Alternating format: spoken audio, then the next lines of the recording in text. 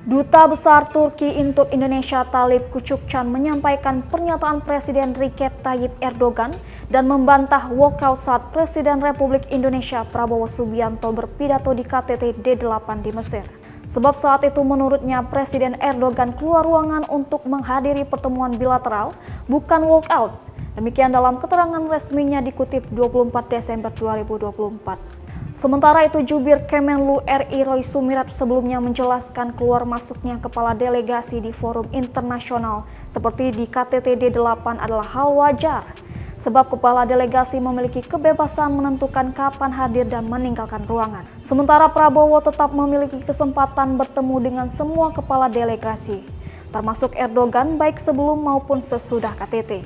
Roy mengatakan Turki merupakan mitra penting Indonesia dalam pengembangan teknologi militer, termasuk pembelian 12 drone tempur Anka pada 2023. Indonesia juga mengekspor berbagai produk unggulan seperti minyak nabati, karet, dan baja ke Turki.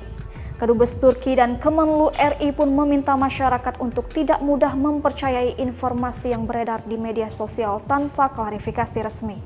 Hubungan antara Indonesia dan Turki tetap harmonis dan pertemuan bilateral kedua pemimpin di KTT D8 berjalan dalam suasana bersahabat, ujarnya. Sekretaris Kabinet Mayor Teddy Indrawijaya mengungkap kronologi Erdogan keluar dari forum tersebut saat Prabowo berbicara di konferensi tingkat tinggi di D8 Kairo, Mesir.